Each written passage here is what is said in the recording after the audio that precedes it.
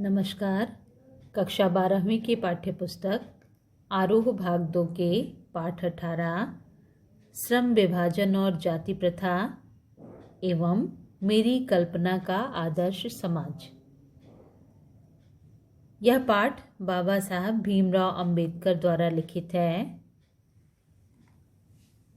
जो इनके विख्यात भाषण इनिहिलेशन ऑफ कास्ट 1936 के ललई सिंह यादव द्वारा कृत हिंदी रूपांतर जाति भेद का उच्छेद उसके 2 प्रकरणों के तौर पर है।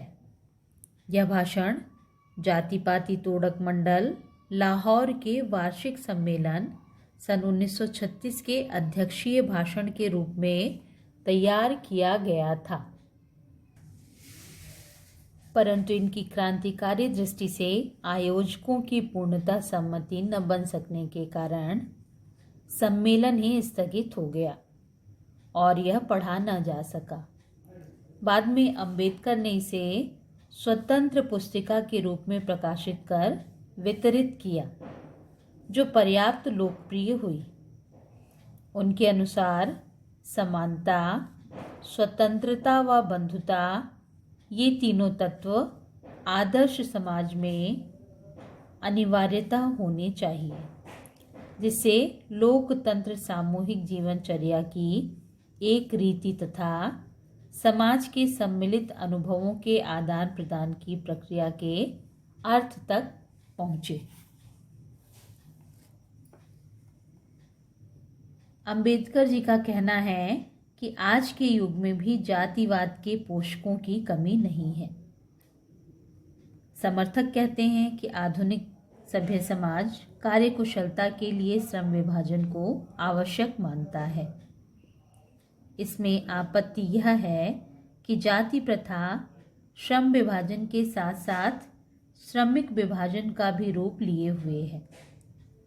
श्रम विभाजन सभ्य समाज की आवश्यकता हो सकती है, परंतु यह श्रमिकों का विभिन्न वर्गों में अस्वाभाविक विभाजन नहीं करती। भारत की जाति प्रथा श्रमिकों के अस्वाभाविक विभाजन के साथ साथ विभाजित विभिन्न वर्गों को एक दूसरे की अपेक्षा ऊंच नीच भी करार देती है। जाति प्रथा को यदि श्रम विभाजन मान लिया जाए तो यह भी मानव की रुचि पर आधारित नहीं है। सक्षम समाज को चाहिए कि वह लोगों को अपनी रुचि का पेशा करने के लिए सक्षम बनाए। जाति प्रथा में यह दोष है कि इसमें मनुष्य का पेशा उसके प्रशिक्षण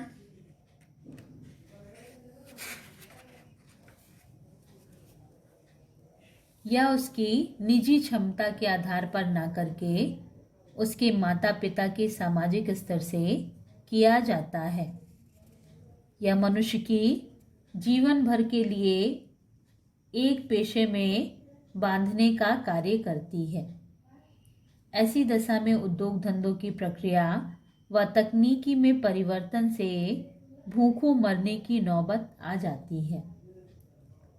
हिंदू धर्म में पेशा बदलने की अनुमति न होने के कारण कई बार बेरोजगारी की समस्या उभर आती है।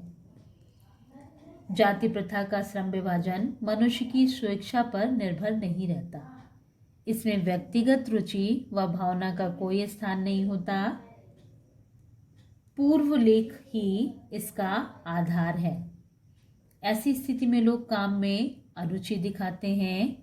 अतः आर्थिक पहलू से भी जाति प्रथा हानिकारक है, क्योंकि वह मनुष्य की स्वाभाविक प्रेरणा, रुचि व आत्मशक्ति को दबाकर उन्हें स्वाभाविक नियमों में जकड़कर निष्क्रिय बना देती है।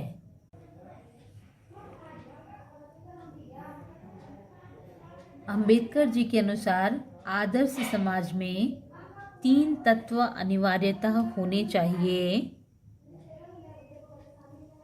समानता, स्वतंत्रता व बंधुता।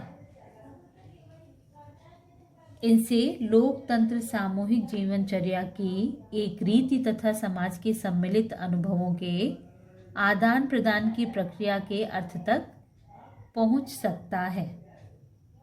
लेखक का आदर्श समाज स्वतंत्रता, समता व भ्रातृता पर आधारित होगा। समाज में इतनी गतिशीलता होनी चाहिए कि कोई भी परिवर्तन समाज में तुरंत प्रभावित हो जाए। ऐसे समाज में सबका सब कार्यों में भाग होना चाहिए तथा सबको सबकी रक्षा के प्रति सजग रहना चाहिए। सबको संपर्क के साधन व अवसर मिलने चाहिए। यही लोकतंत्र है। लोकतंत्र मूलतः सामाजिक जीवनचर्या की एक रीति व समाज के सम्मिलित अनुभवों के आदान प्रदान का नाम है। आवागमन, जीवन व शारीरिक सुरक्षा की स्वाधीनता, संपत्ति, जीविकोपार्जन के लिए जरूरी औजार व सामग्री रखने के अधिकार की स्वतंत्रता पर किसी को कोई आपत्ति नहीं होती, परंतु मनुष्य के सक्षम व प्रभावशाली प्रयोग की स्वतंत्रता देने के लिए लोग तैयार नहीं हैं। इसके लिए व्यवसाय चुनने की स्वतंत्रता देनी होती है। इस स्वतंत्रता के अभाव में व्यक्ति दासता में जकड़ा रहेगा।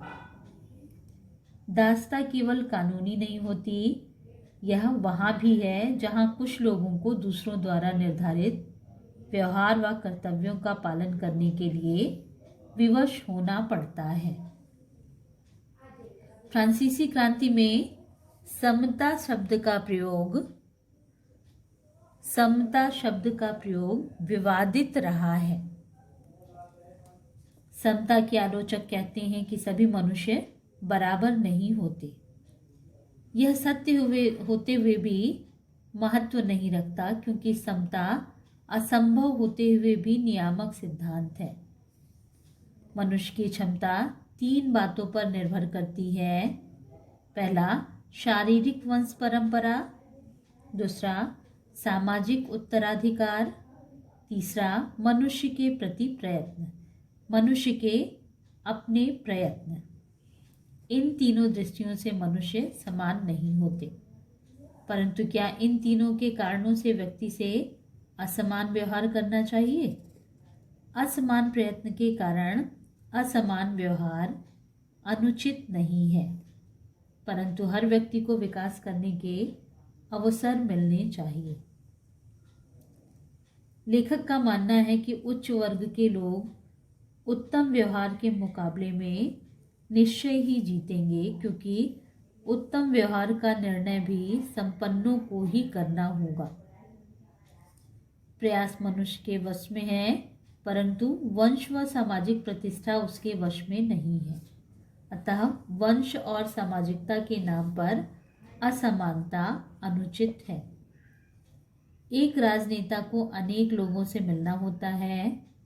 उसके पास हर व्यक्ति के लिए अलग अलग व्यवहार करने का समय नहीं होता। ऐसे में वह व्यवहार्य सिद्धांत का पालन करता है कि सब मनुष्यों के साथ समान व्यवहार किया जाए। वह सबसे व्यवहार इसलिए करता है क्योंकि वर्गीकरण व श्रेणीकरण संभव नहीं है। समता एक काल्पनिक वस्तु है, फिर भी राजनीतिज्ञों के लिए यही एकमात्र उपाय व मार्ग है।